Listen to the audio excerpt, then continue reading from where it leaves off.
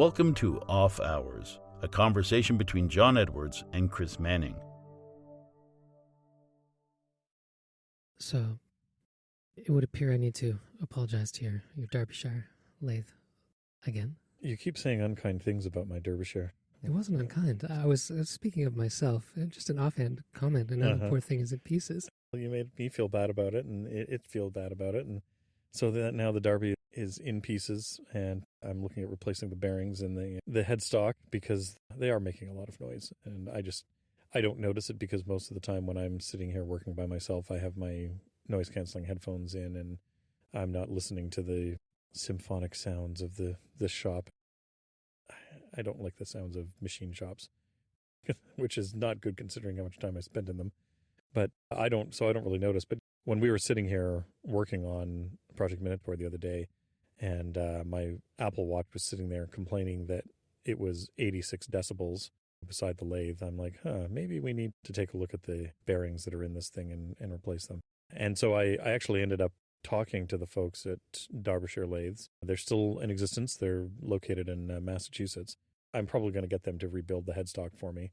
And they kindly told me that this lathe is from 1954, which, considering it's nearly 70 years old at this point, it's actually quite impressive that it's still in the condition that it's in and it's still functioning as well as it does.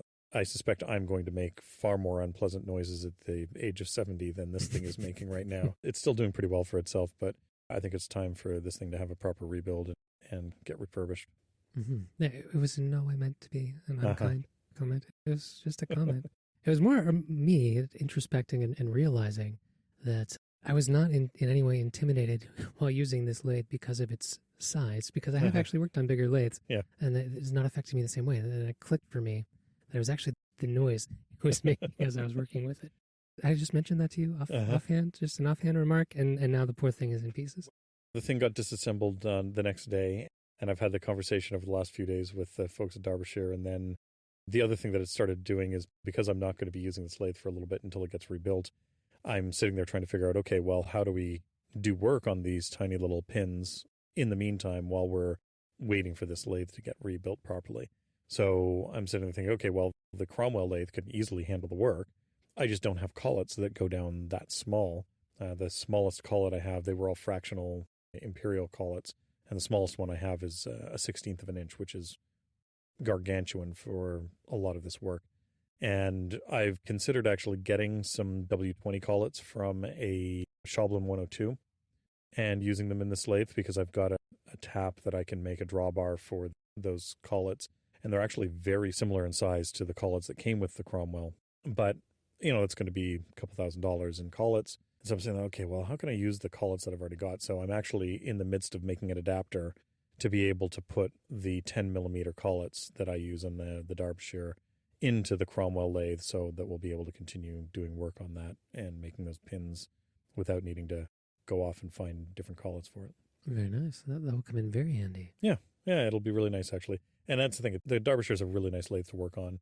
It's super stable, really comfortable to work, and a lot of control over what it is that you're doing. So it'll be nice to work on. And although, again, a step up in lathe size for you, so you're going to have to get used to that. But it is nice to work on. Yeah. No, I honestly don't think that will be an issue at all. I think I truly think that all of my comments about your lathe being so much bigger than I'm accustomed to working on were all rooted in that noise. And it was on a subconscious level. It didn't click for me until I was back in front of it again. And I was suddenly like, you know what?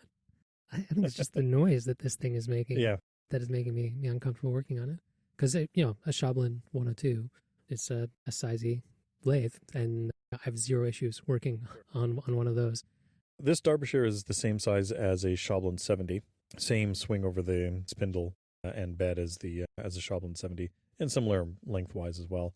And then the Cromwell is the same size as a Schablin 102. And fortunately for you, the South Bend lathe that I have downstairs cannot run at anywhere near the spindle speeds we need to be able to do work on this stuff. So don't worry, we're not going to be then upgrading at some point to the 16-inch South Bend, because that is a massive beast. Oh, maybe we'll try doing a case back on that guy. No, even then I think you'd find that the speeds wouldn't be high enough. It maxes out at 1,200 RPM, so it's really not a very fast lathe. So what is its use case for you then? Making large tooling and parts and stuff like that. So for instance, this adapter that I'm making right now to go into the Cromwell, I'm turning the first part of it. So I'm essentially making a collet from a Cromwell lathe. And so I'm turning the back part of a lathe where you've got the thread and you've got the taper angle on the back of it. And that's something that I'll turn initially on the South Bend, because I can put large stock in it. Like I can put 1.5 inch steel stock through the headstock, and I don't have to cut it off into weird sizes and stuff like that. So I do that initial machining on that machine. And then once I'm happy with that, I can then part it off, stick it into the Cromwell, and use the drawbar, tighten it down so that it's now sitting in the Cromwell. It's now going to be in the position that it's always going to be used in. So now I can then drill out and turn the taper for the 10 millimeter collet so that it's completely concentric with the Cromwell lathe. And I should have very little run out between that adapter and the collets that we'll end up using in it. Very nice. I certainly don't think I'll ever forget moving either of those beasts. Yeah, it's quite the job. It certainly was, and was made eminently easier once we actually got it here to the shop and you could use a forklift. Yes, yeah. Using the forklift makes a huge difference, especially that South Bend lathe. It's somewhere between 3,000 and 3,500 pounds. It's a sizable piece of cast iron. I really don't like disassembling it. You can pull the headstock off from the base, from the bed, from the feet, and all that, and you can start breaking it down into more reasonable chunks. But even having said that, some of those pieces are still north of 1,500 pounds. So it's not the kind of thing that you can really get a couple people to lift up and carry comfortably. You always need some sort of mechanical advantage to be able to move it around. So saying all that, have you serviced your South Bend? No, I still haven't, and I'm still debating what I'm going to do with it. It does have limited use for me in the shop. I don't use it nearly as much as I did. I don't need it as much as I did. And I can get away with doing most of what I want to do using other machines. Or if I really needed something bigger, I could go off and have somebody else do the work for me, like Paul or somebody like that could do that work for me. So it's becoming less and less useful to me, and it is taking up more and more very precious space, just because it's got I think it's about 8.5, 9 feet long in total. It takes up a fair bit of shop space and a fair bit of floor space. So if I were to get a different machine or whatever, it's tempting to try and find a CNC lathe or whatever. Something like the Tormach's 15L slant bed lathe is a reasonable size machine that has a 5C collet in it and stuff like that. And I could do some of the larger stuff that I do on the South Bend in that machine. It's still nowhere near as large, but it also has some more capabilities that this South Bend just doesn't have. So it's tempting to maybe replace it with something like that, just because it would then still be able to do all the work that I really need to do with it. And if I need to do anything bigger, I can go off and shop that out to another job shop or something like that and do it there.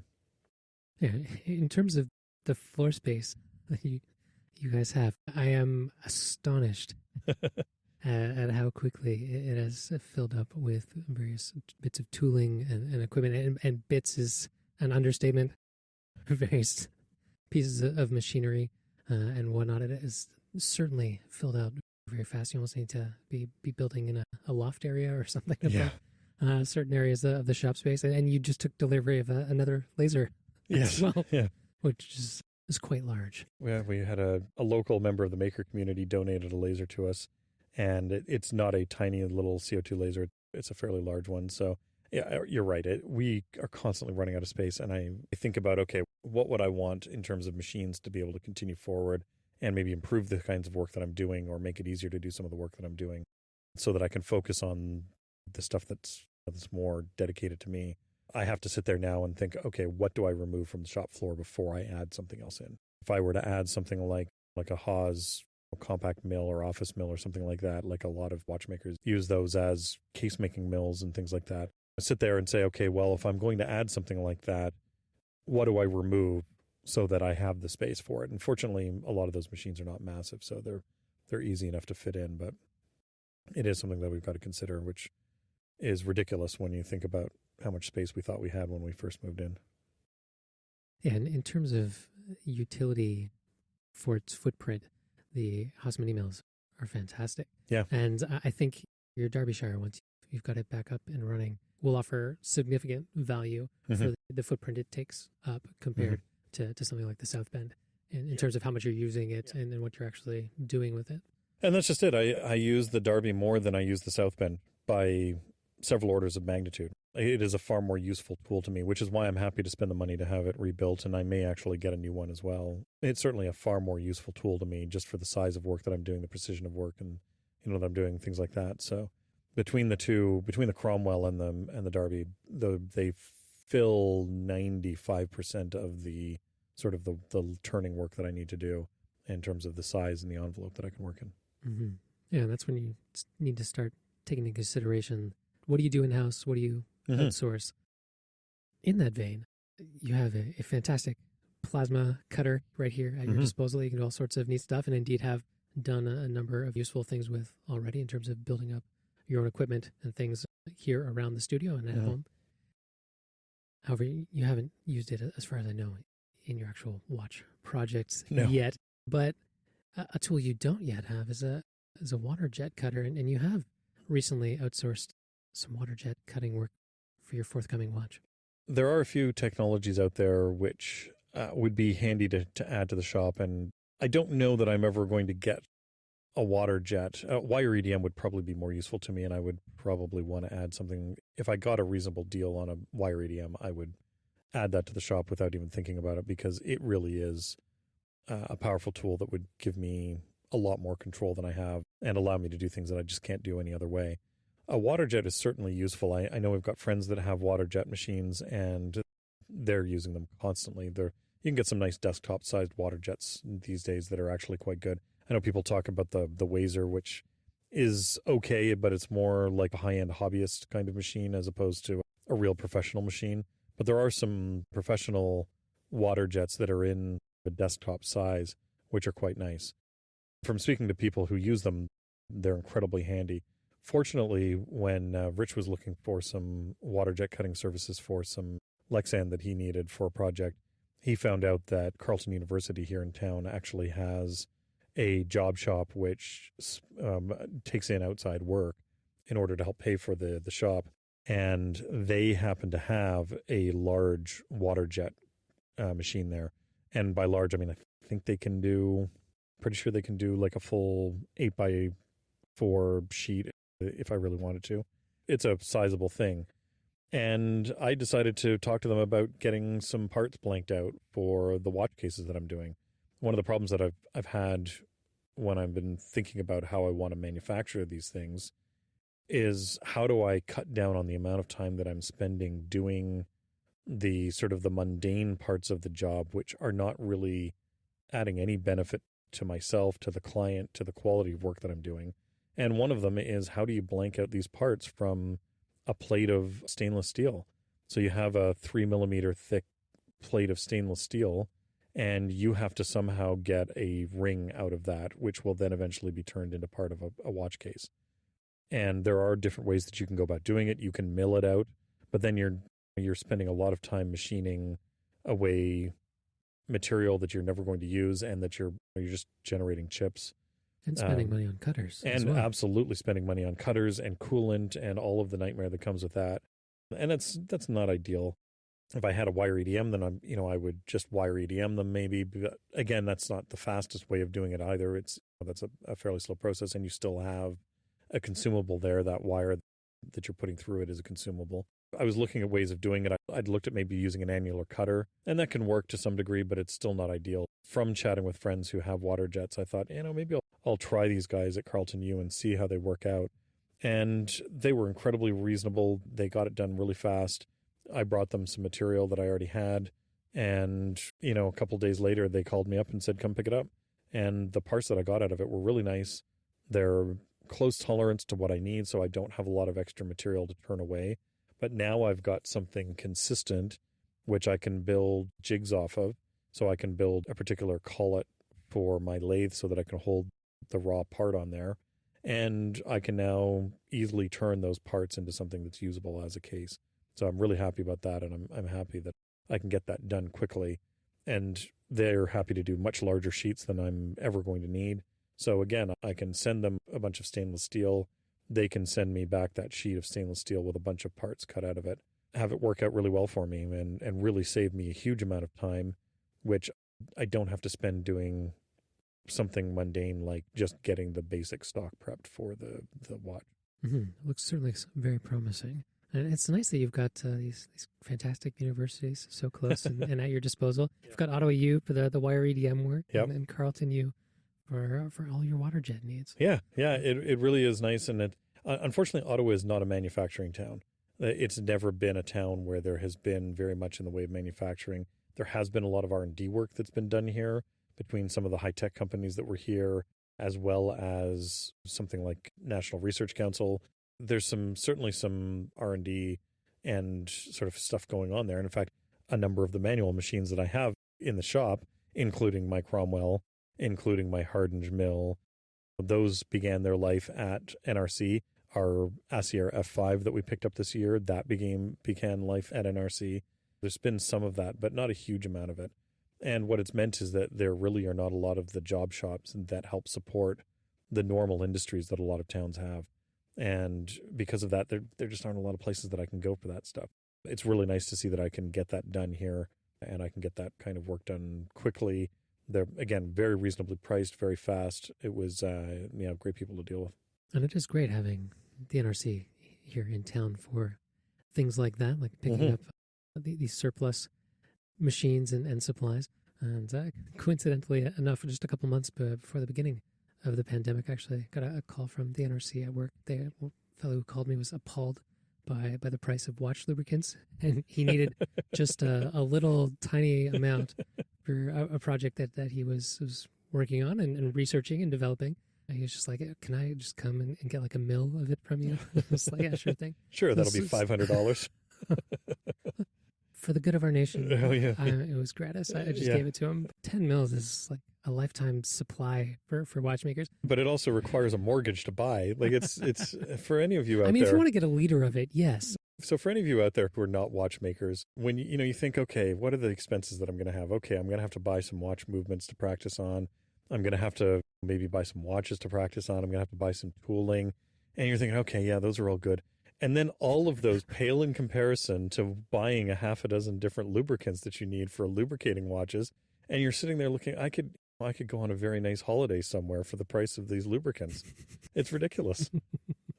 And it's not as if these lubricants last forever. They do eventually break down. And as you said, a lot of the bottle sizes they sell them in, it's a quote unquote a lifetime supply. But certainly for somebody like me, I'm not servicing enough watches in a year to actually go through them before the lubricant breaks down and it's past its best by date. Yeah, I don't know how much stock to put in those best by dates from Mobius. Maybe a little self-serving. A little, just a little. They do certainly break down over time, and that's why you want to make sure that your watch is being serviced somewhat regularly, particularly with the older stuff that was either purely natural or a mix of natural and synthetic lubricants. But the purely synthetic stuff, in my, albeit not extensive, but limited testing, really does not break down as long as it's kept in a good environment. Yeah. So keep it away from ultraviolet light, keep it away from heat. So if you store it in a fridge in a black box, and it should last for significantly longer than the label says. That said, watch manufacturers will do their tours and come by your shop, and they want to see that none of your lubricants are expired. And all that makes sense. And but at the same time, for somebody like me, I'm talking about making up 50 watches a year. It's going to take me a very, very long time to go through all of the lubricant that I have in servicing 50 watches a year. And it wasn't inconsequential buying those lubricants. If you're getting into watchmaking, make sure that you sit down before you start looking up the price of lubricants. Escapement lubricants, or the surface treatments for escapements, are where things really get pricey, and where you're using a ridiculously small amount of lubricant relative to the rest of the watch, where you're already using really tiny amounts of lubricant. Precisely. You really don't use a whole lot of lubricant in a watch. And it was in a fashion magazine of all places where I picked up this particular fact. I can't recall what magazine it was precisely. If I find it, I'll put it in the show notes. But it was an official interview with Rolex. And one of the interesting factoids from that was all of Rolex's manufacturing, so nigh on close to 1 million watches per year, and their annual consumption of watch lubricants was only 10 liters. Yeah. So that's like for an entire company. Yeah, that's for nearly 1 million watches, and they're only using 10 liters of lubricant. Yeah.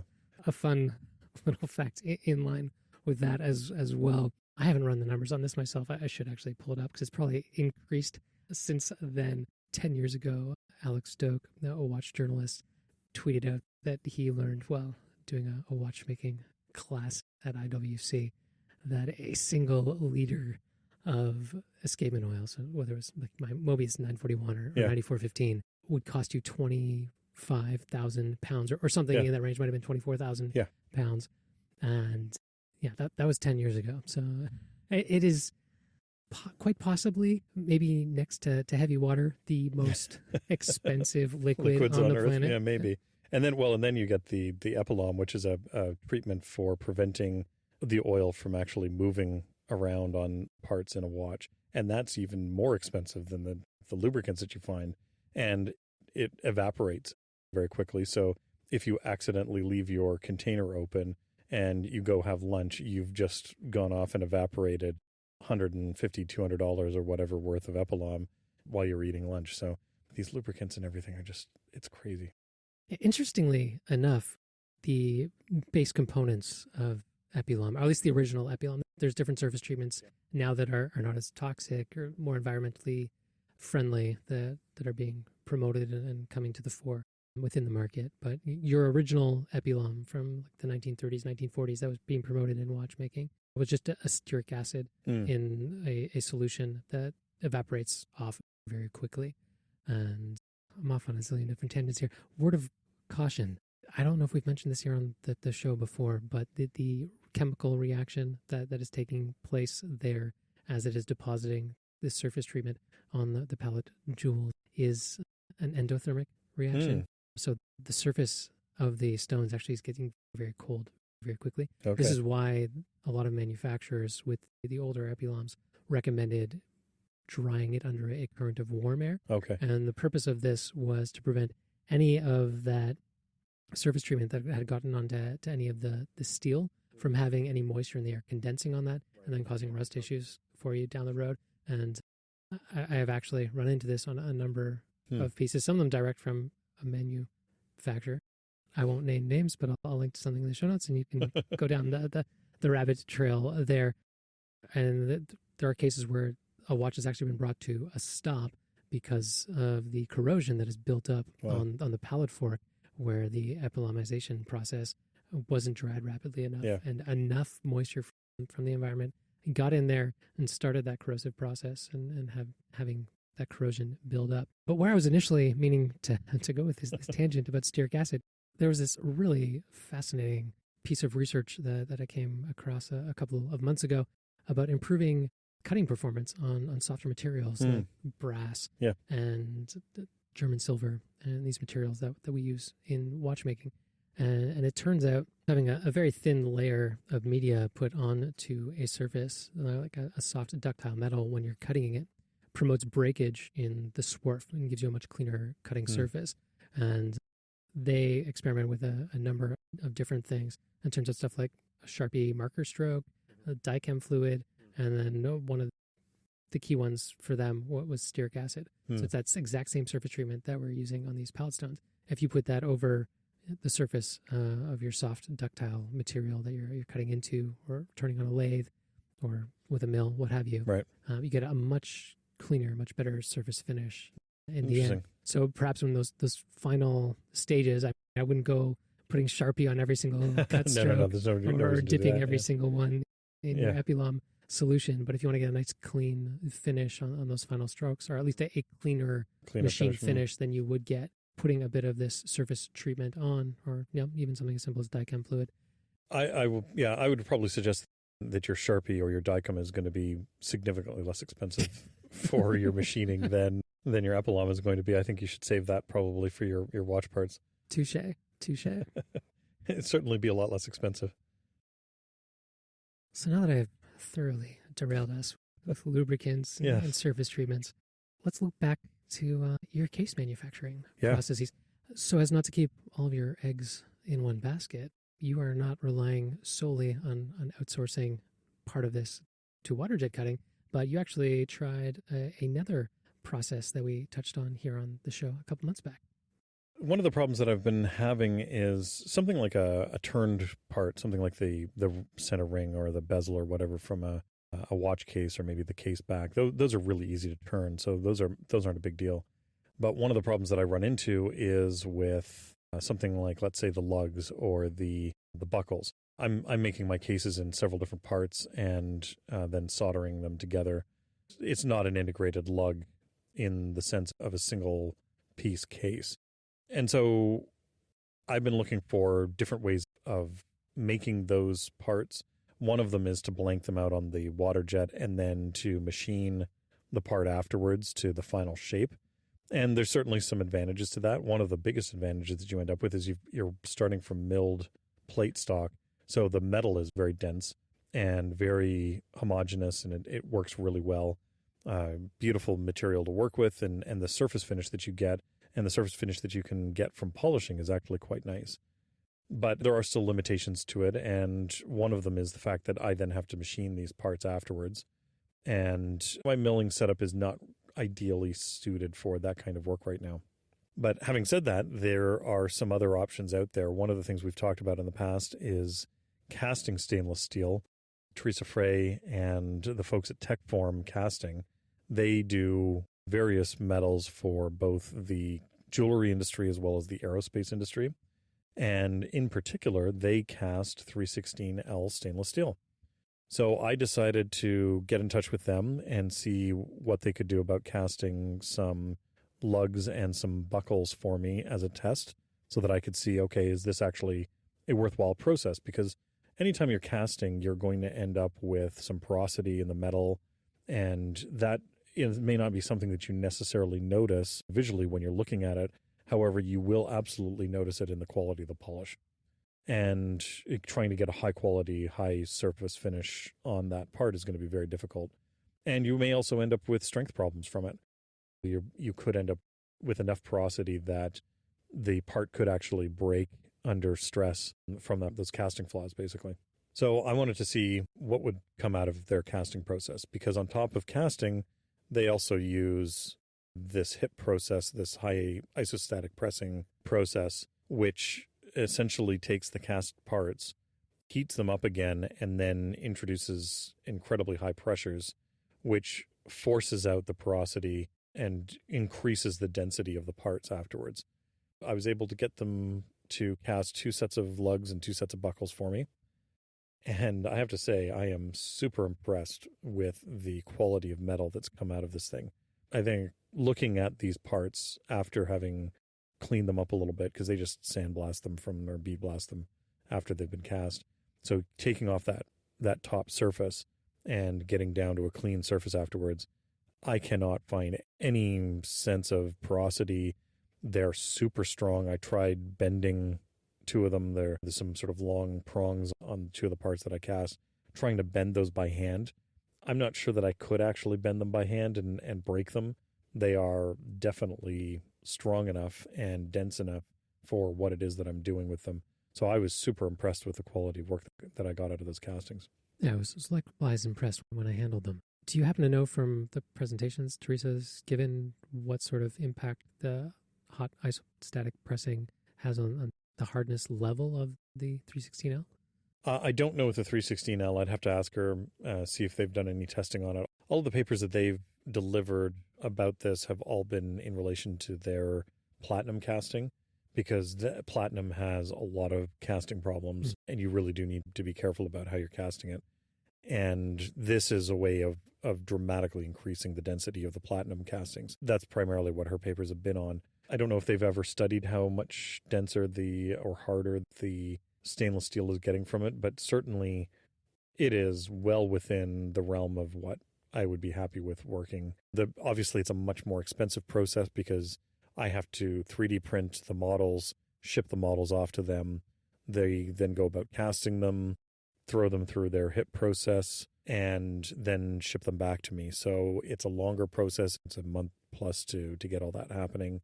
And then the cost per lug or the cost per buckle is significantly higher than if I get them water jet cut as a blank here and then machine them myself. So there are advantages and disadvantages to both. Obviously, there's a lot less work for me to do because I get a part that's the right shape. And now all I have to do is do a little bit of cleanup on it on a belt sander to clean up the bead blast surface, polish it, get ready for the watch, and then solder it in place and do all the stuff that I would have to do anyways, regardless of which process I use for forming it.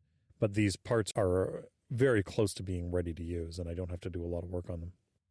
And it is with good reason that you didn't do the case band or the case back and whatnot, because those are going to require far different tolerances than just the lugs on their own would. Yeah. And for anyone who hasn't been listening along from the get-go, they might be curious as to how or why you would have printed just the lugs, because they may not have caught that H-bridge episode where we chatted a bit about the different ways that you can integrate the lugs into a watch case that you're making from scratch.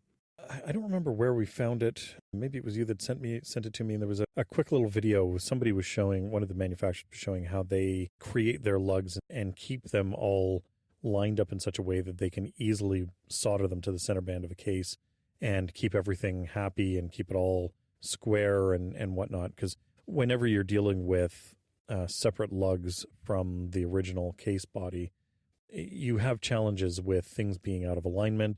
I know that people like Roger Smith, when he's making his cases, he actually oversizes his lugs quite a bit and then solders them into place, and then they actually finish them on the center band of the case. And so they turn them to shape and everything like that. And in my case, the shape of these lugs can't be turned after they're in the case form, just because of the way that the geometry that I've got on these. I liked the idea of this H-bridge where essentially you manufacture the lugs, all four lugs, together as one part. So they're always in relation to each other in the correct spot. You don't have to worry about them shifting as you're soldering them in place. There's no fiddling with them afterwards to get them in the right spot and to get them working properly. And then all you need to do is machine a slot in your case for this H-bridge, drop it in, solder it in place. The lugs are exactly where they need to be. Everything's good and everything's happy. There are a lot of advantages to the way this is being done. I just think you could probably get away with doing it in a slightly different way than I am, maybe 2 C bridges instead of an H bridge. And I may experiment with doing a little bit of that at some point, but they're certainly is nice. And when it comes to machining them myself, if I'm going to machine them out of these parts that I've had water jet cut, then holding them on to fixtures while I'm machining them on the mill, it becomes significantly easier. Now I'm not trying to hold 4 fiddly little parts and machining them to the correct space and the correct shape and everything like that. Now I'm holding a much larger part, a larger part of which is going to be discarded. However, it holds everything together, and I can use it for referencing where things go on the fixture and stuff like that, and it makes it easy for me to work with. And it's just a much nicer part to work with instead of trying to manufacture tiny little parts individually like that and then get them soldered in the right place and get them the right distance from everything. It's just, it's frustrating to do. Oh, absolutely. It certainly is fiddly work trying to do 4 individual lugs. Mm-hmm. The very first time I ever tried to craft a case, I did a watch case out of silver. And yeah, I did all the lugs separately, and I made little through holes and at least threaded them through the case band before soldering them. But it was still a challenge to get everything to stay in place. And when you're heating things up, the metals expand and your solder and your flux and everything's bubbling and moving and flowing. And it is really challenging to get everything to stay fixed. So taking an approach like this really helps lend it solidarity, and you know that where you're putting them in is where they're going to stay, particularly when they are as strong as these components are that you've gotten back from Techform. And the episode that we first chatted about this on was way back in episode 15. And it was an article on SJX about the method that Langenzona uses for the manufacturing of their precious metal. That doesn't surprise me at all. And it seems kind of wasteful, especially when you think about it from a precious metals point of view, because you need to cast a whole lot of extra metal that you're then going to be cutting away. But the nice thing about precious metals is that they are very easily recycled. If it's something like an 18 karat gold, I can turn that part, that H bit that's in there, the support, once everything's been soldered into place, I can cut it out and then turn back the inside of the case so that everything's flush, and you would never even know that, those lugs have been soldered in using this method. And then you've got this big chunk of gold sitting there that was the support that's no longer needed. You can throw that back into your casting grain, and you can include that as part of the next casting process. And so now you've recycled that bit that you didn't need before. With the stainless steel, I'm not going to be able to do that. I don't have a way of reasonably recycling that stainless. But it's also significantly less expensive, obviously, than 18 karat gold or platinum or something like that would be. But it's really nice. I've made a couple of cases now out of silver using this method. And it's funny, everybody said, oh, soldering the lugs, it's always tough. You're going to have problems with that. Make sure you're careful about that. And it was almost too easy when I did it like this. I didn't struggle at all with it, and it was really nice. And the end result is that you see these lugs, and they just look like they're part of the case, and they're perfect, which is great. That's exactly what I want. I want it easy, and I want the quality to be as high as possible.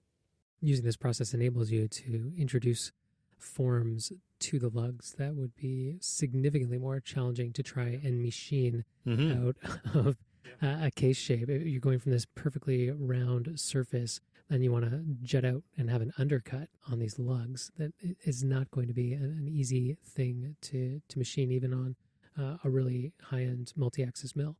Yeah, and that's the thing. If you wanted to machine these on a 5-axis mill or something, you can, but all of a sudden you're now talking about needing $120,000, $130,000 machine just to manufacture these particular parts, whereas this can be done for significantly less money on a much simpler machine.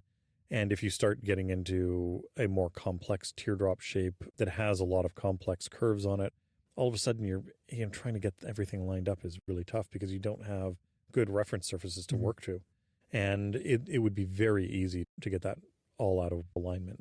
I think that this is a method I'm going to use for manufacturing lugs for a very long time, unless I decide to do a single piece case or something like that, where the lugs are being machined out of the same piece of metal as the rest of the body. At that point, I'm probably using other methods for doing it.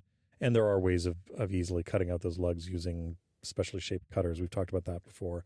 But that's a specialized tool that you then have to have for each individual case size that you want to do. And it leads to other challenges and other problems. Whereas with this, I can make any size case I want quite easily. I just have to change the size of the lugs that I'm using. And I can print or machine those separately. And it's super easy for me to do. Mm-hmm. Teardrop lugs certainly have their challenges. That is precisely what I was going for with that very first case that I tried to make out of silver. And the case is more or less finished, but I've not bothered making a crown for it because I was disappointed in the way that it turned out. Mm-hmm. And one of the other issues I encountered was something you touched on earlier with the casting. I was shooting for teardrops, so when I melted down the silver, literally poured out just some little teardrops, and I cut those in half as my lugs. And I did a number of them to try and match things up, the same way you would match up pearls for the size and the shape and whatnot. But when I cut into them, I realized that there was no way I was not going to have porosity in there. And that was another big issue that I encountered. And I was able to touch up some of it with a laser a few years later. But I was just never satisfied with that particular project. And there are much better ways to go about these things. And reflecting back on when we first talked about this, when I first showed you this particular style that Lang was doing, your 3D printing setup has evolved significantly from the time that you did these first proof of concepts. Yeah, I did those first proof of concepts, as you say, nearly 4 years ago at this point. And I was printing on a much lower quality printer with lower quality resins than I have now. And I was casting them myself out of silver. But even then, they turned out really great. The stuff that I'm doing now, I could certainly do much nicer, cleaner prints than I was doing then. I'm very happy with it. You do end up with a little bit of shrinkage from it. That's something you have to live with. Both the shrinkage in the resin itself after you've printed it, as well as a little bit of shrinkage in the casting process. So one of the things I've done is I've intentionally undersized the distance between the lugs. So if it's, let's say I need a 20 millimeter lug spacing, I've got it down to, let's say, 19 millimeters. And that gives me a 0.5 millimeter on either side that's impinging on where that spring bar and the strap is going to be. And that's fine, because what I then do is I just run an end mill down the inside, and that allows me to perfectly size the lugs so that they're in exact distance from each other. And I don't have to worry about guessing how much shrinkage is there going to be. Is there going to be a problem with it afterwards? I just run it down there and say, okay, this is going to be exactly 20 millimeters across, and I don't have any problems with it after that. There are some challenges whenever you're casting. Shrinkage is a huge one. Porosity is a huge one, but you can get around some of these if you think ahead and figure out how to sort of resolve them later on. And these are all factors that you have to absolutely be thinking about as you're going about producing something. Yeah. And one of the nice things, too, about the H-bridge is that you can go in quite a ways. Yeah. You're not going to see where that end mill finished off by the time you're done with the case, and you have everything soldered in there and cut off the center portion of that. It gives you plenty of room to work, and it gives you a surprising amount of structure and stability in how those lugs are all laid out. How does the finished, I shouldn't say finished, how does the in-process form of those lugs compare between the steel, which neither of us could really bend those lugs, to the cast silver that you worked with? The silver ones are strong, but they're nowhere near as strong as that. You're talking about arms that are on it that are 2.5 millimeters thick. So that is pretty strong. Even in silver, that's going to have quite a bit of strength to it. I would be shocked if I could bend the lugs on my silver cases. I think that, I think I'd have a tough time, mostly because the lugs are not very long. You don't have much leverage on the lugs just because of how short they are. And I think that I would have a tough time by hand trying to crush them.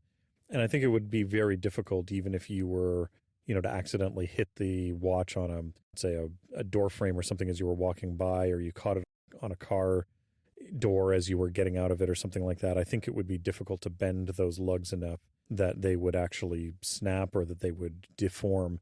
And one of the reasons for that is because the lug is actually going through the case, and it's being soldered all the way through the case. It's not just a surface solder that's on the outside of that band, right? One of the ways that a lot of people do this, in the way that you were doing it, is that you're soldering that lug onto the outside of a piece of metal.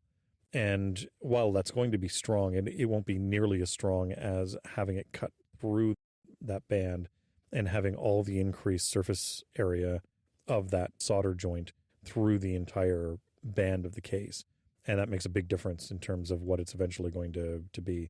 I know that Roger does that. Even though he's manufacturing his lugs individually, he is actually cutting all the way through the band of the case to solder those lugs in place, and that gives him a lot of extra strength as well.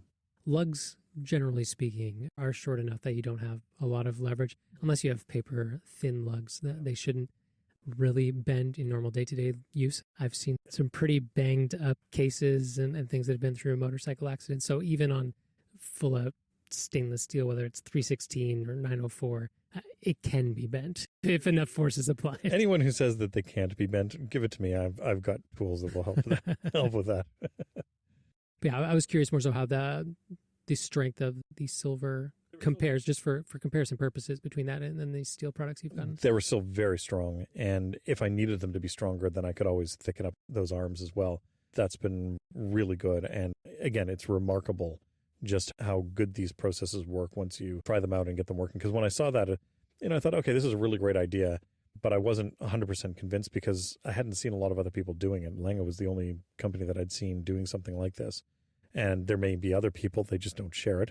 But once I tried it, I said, this is going forward the only way that I'm going to do this. There's no good reason not to use this process for actually making these lugs. Mm-hmm. One of the probably most common methods is just to have it integral to the case metal, right, in the machining process. And if you're manufacturing close to 1 million watches a year, or even half of that number of watches a year, you'll find that that's actually a very good way of doing it. This is actually not, the way I'm going about it, is not a great way to manufacture watch cases if you are making 1 million watches a year. It's a lot more fiddly, right? Because you have more components that you have to manufacture, and then you have to solder them, and then you have to clean them up, and then you have to cut away the inside support material. There's a lot of extra processes that are involved.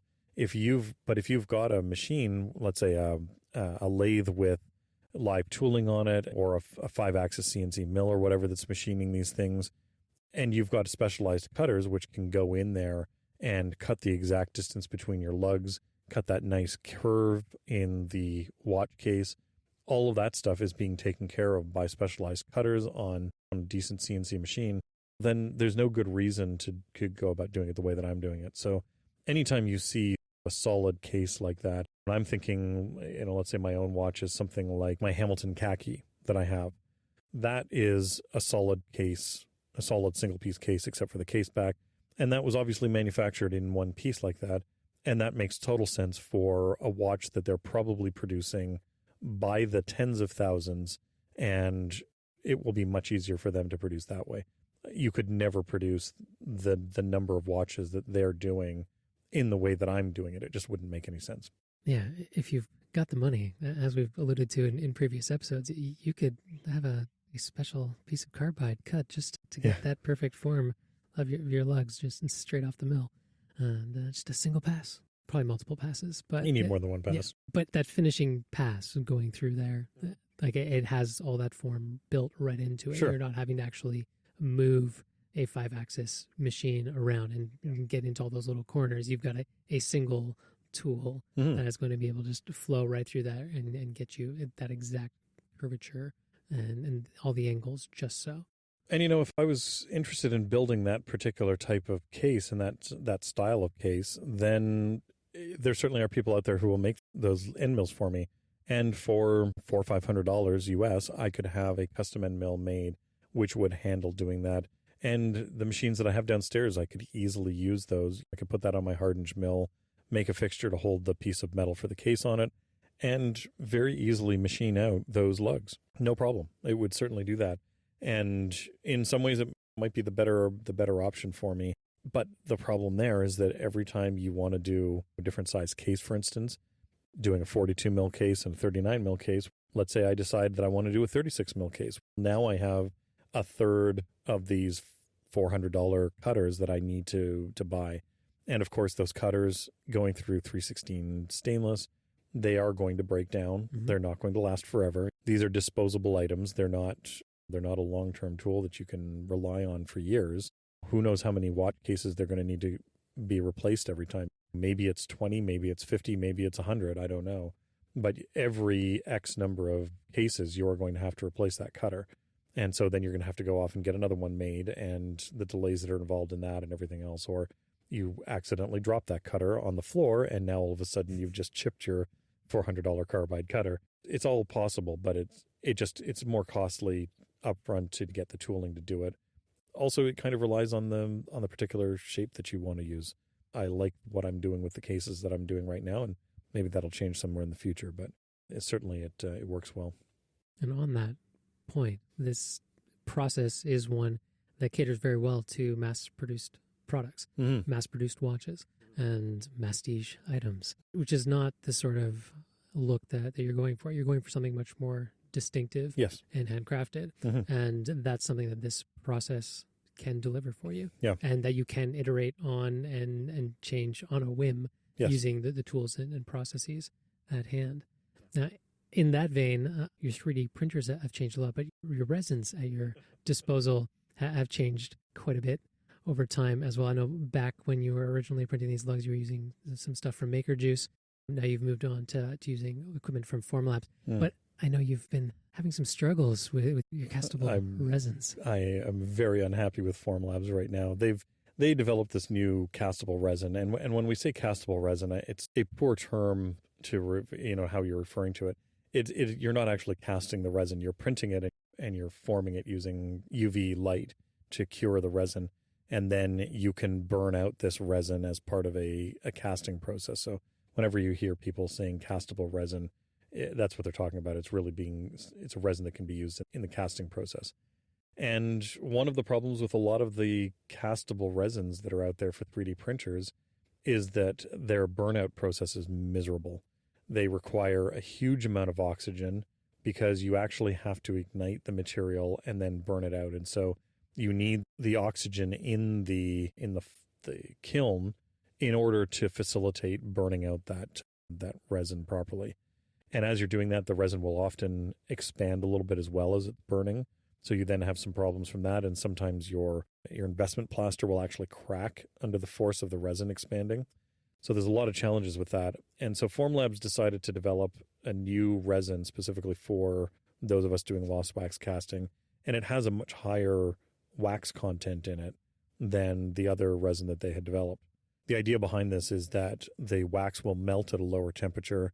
And so a larger volume of this resin will actually just melt out under normal burnout procedures and won't expand as much. And then the non-wax components of this resin, there will be a smaller volume of it, which means you need less oxygen for them to burn. And as they burn and expand, it's fine because the wax has already melted around it. The thing that they fail to tell you when you're talking about that is just how much shrinkage you get with it. I had more than 10% shrinkage in the parts after I had printed them. And this is before I've even gotten to the casting process, where you often end up with a shrinkage from that as well. And I was really unhappy because I've never made a single piece of jewelry that could withstand a 10% shrinkage in any dimension. Sometimes you've got a decorative surface or whatever, and if it's not the exact dimension that you made it, it's not the end of the world. But here you're talking about all three dimensions, it's shrinking by at least 10%. That's a lot of shrinkage, and all of a sudden things like pen barrels are nowhere near the size that they need to be. The caps that you're dealing with are nowhere near the size they need to be. In the case of lugs, all of a sudden now your lugs are nowhere near the size that they need to be. And that's hugely problematic. So I was really unhappy with that. This is the new blue castable 40, I think is the name that they've got for it. If you're out there and you're thinking about using a Formlabs printer and you're thinking about using this stuff, I would be very cautious about using this castable 40 resin. It is not for most processes, I would say. The purple castable resin that they've had for a number of years now is much better and certainly easier to work with. The burnout process is a little bit worse, which is annoying, but at least it's an easier wax to work with, and it doesn't shrink as much in the post-processing. Given everything you've just relayed, I presume the waxes that you sent off to Techform were with the purple resin? Yes, they were the purple castable resin. I have not cast a single piece of the blue wax that I've been using, this castable 40. I have not even bothered casting a single part out of it because literally none of it is usable at this point. So I'm experimenting a little bit to see about maybe increasing the model size a bit to compensate for the shrinkage. But you do end up with uneven shrinkage. Mm-hmm. So you get very similar shrinkage in X and Y, but you get a very different percentage of shrinkage in Z. I have to figure out, is it worth it for me to play around with it? Or do I leave it for things like, let's say, maybe cufflinks, where having 10% shrinkage, I can say, all right, fine, increase the volume of the model by exactly 10% in all directions. And now, okay, it's not exactly the size that I wanted it to be, but it's close enough, and it's a cufflink, and its dimensions are not critical to the function of the part. Something like a pen barrel, for instance, I can't deal with that kind of shrinkage. That's just unacceptable to me. So I have to decide whether I'm going to go down this road or not and use their resins for that. One of the disadvantages of the Formlabs printers is the inability to easily use resins from other companies other than Formlabs. There's an Italian firm who make a castable resin, which is very well thought of in the industry. And there's also a way of creating of sort of hacking the old print cartridges from a Formlabs printer in order to take third-party resins. And I may experiment with doing that as well.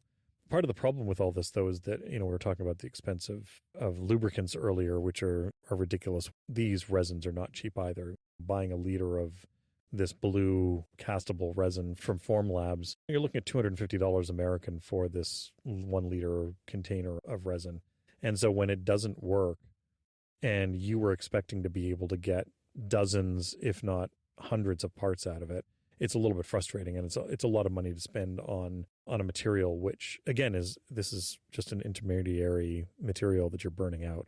It's not as if this is being used in the final product, right? So I'll have to see how much experimentation I'm going to do with it and how much I'm going to play around with trying to maybe hack this printer to be able to handle third-party resins.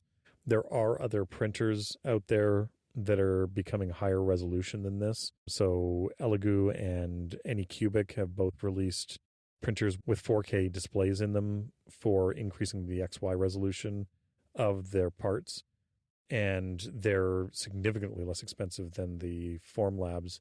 And in fact, I can buy one of those printers for the cost of buying a couple liters of resin. And so it may be worthwhile for some of the experimentation with third-party resins. Maybe I'll just buy one of these less expensive high-resolution printers, try experimenting a little bit with that as well, and see what ends up working out best. Well, if you end up pursuing the cast stainless steel route with Techform, perhaps you could start salvaging those centerpieces by having the precast bit of the H as a ready-to-go cufflink end. I'm not sure they'd be particularly attractive cufflinks. I don't think that would work out very well. And maybe I can use them for something else. I don't know. Maybe I can forge that stainless steel into something else and turn it into something more useful. It's not any more work for the Formlabs to put some sort of motif or decorative pattern on that than at least the 316L that's being cast there with the middle bit. Every other watch gets a matching set of cufflinks. Thanks for listening to Off Hours. You can find detailed show notes at offhours.show. If you'd like to keep up to date with the show, follow us on Twitter @offhours. John can be found on Twitter @UnderTheLoop, and Chris can be found on Twitter and Instagram @silver_hand.